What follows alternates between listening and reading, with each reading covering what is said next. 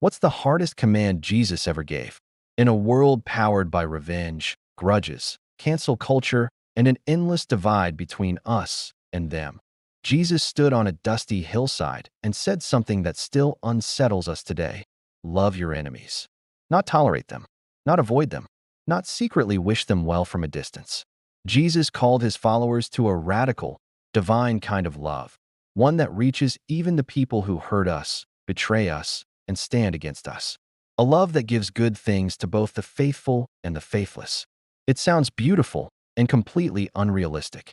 If we're honest, most of us quietly admire this command while assuming it was never meant to be lived out fully.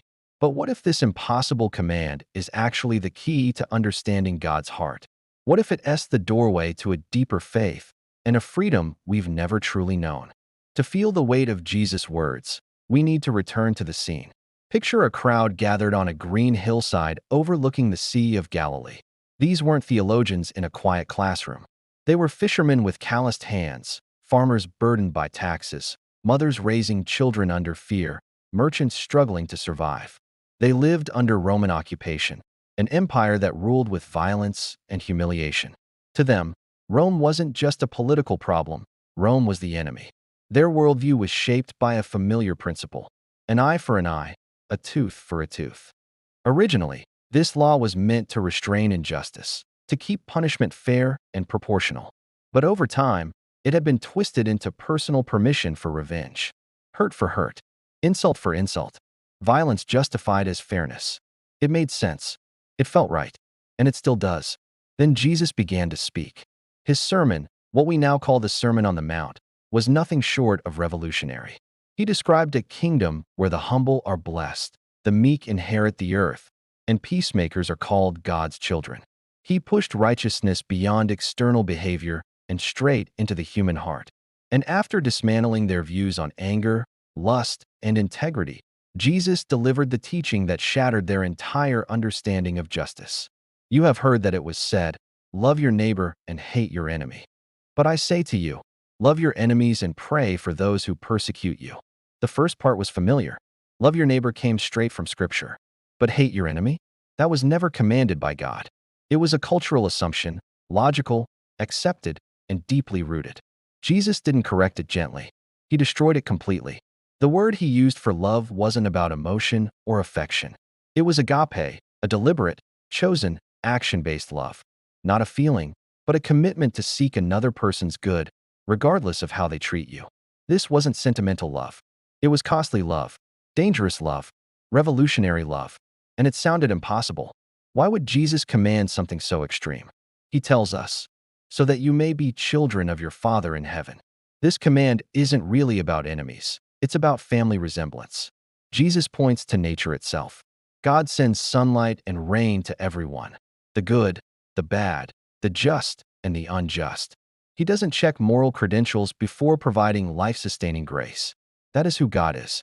Jesus makes it clear, loving people who love you back is ordinary. Anyone can do that. Even the most corrupt people manage that kind of love. But loving enemies? That reflects God. In fact, Scripture later tells us that while we were still enemies, God loved us. Grace found us before we ever deserved it. To love our enemies is to show that we truly understand the mercy we ourselves have received.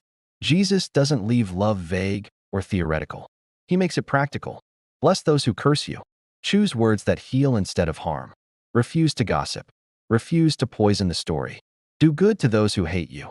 Meet hostility with kindness. Respond to cruelty with generosity. This kind of goodness disrupts evil at its core. Pray for those who persecute you. This may be the hardest step and the most powerful. Prayer shifts the battlefield from revenge to redemption. It softens hearts, especially our own. And then there is the ultimate example. As Jesus hung on the cross, mocked, beaten, and executed by his enemies, he didn't curse them. He prayed, "Father, forgive them." In his greatest suffering, he lived out his most impossible command. Let's be honest, this command still feels too heavy. The wounds are real. The anger feels justified. And on our own, loving our enemies is impossible. But Jesus never asks us to do this alone. This kind of love doesn't come from human effort. It flows from God's Spirit. When we surrender our bitterness, our need for revenge, and our right to get even, God begins a quiet transformation within us. Each prayer instead of a curse, each act of kindness instead of retaliation, each moment of restraint instead of revenge. This is how hearts change. This is how freedom begins. Love your enemies may be the most radical command Jesus ever gave. It doesn't excuse injustice. It doesn't deny pain. It breaks the cycle of hatred with a power greater than hate itself.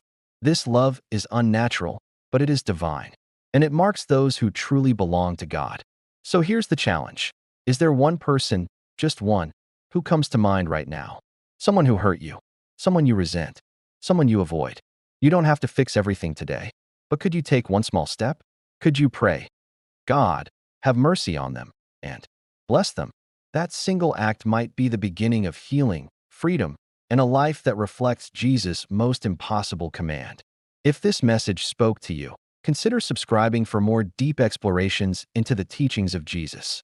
Share this with someone who needs it, and let us know in the comments how you're choosing to love differently today.